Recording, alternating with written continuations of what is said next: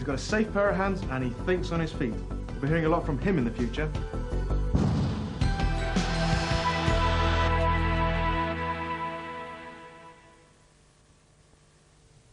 On BBC One now, the news summary with Moira Stuart.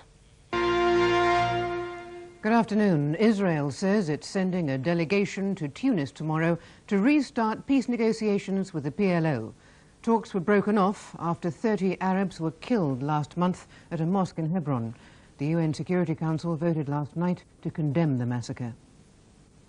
The UN resolution was not the clear-cut diplomatic victory the PLO had been looking for. There was condemnation of the Hebron massacre, but the calls for Israel to curb settler violence and accept a temporary international presence in the occupied territories were vague.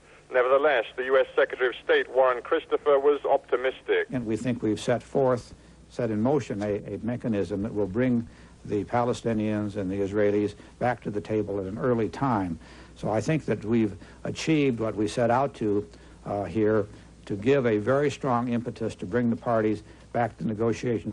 The anger roused by the Hebron slaughter still burns in the West Bank and Gaza. Israeli officials are due to meet PLO leaders tomorrow. The Palestinians are sure to call for tougher action against Jewish settlers.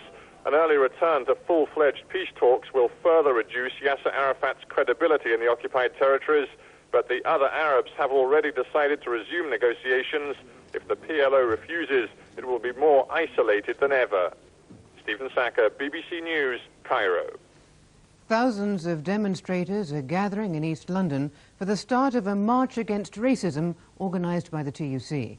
But the event has been soured by a bitter row between the organisers and the Liberal Democrat Party. Protesters gathering for this afternoon's demonstration found their rallying slogan somewhat undermined before they started. The TUC complained that the Liberal Democrat Council in Tower Hamlets banned them from using local venues, reinforcing the acrimony which has followed the party's publication of allegedly racist leaflets in the area. The TUC's General Secretary, who had been building bridges with the Liberal Democrats, says the community in East London don't want Paddy Ashdown or his party on the platform. To invite some of the other parties along today, whose record, particularly in this part of the world, is judged with some suspicion by local communities, would not have been a good idea. And sadly, it means that this demonstration will not be the united demonstration it should have been. It's a lost opportunity.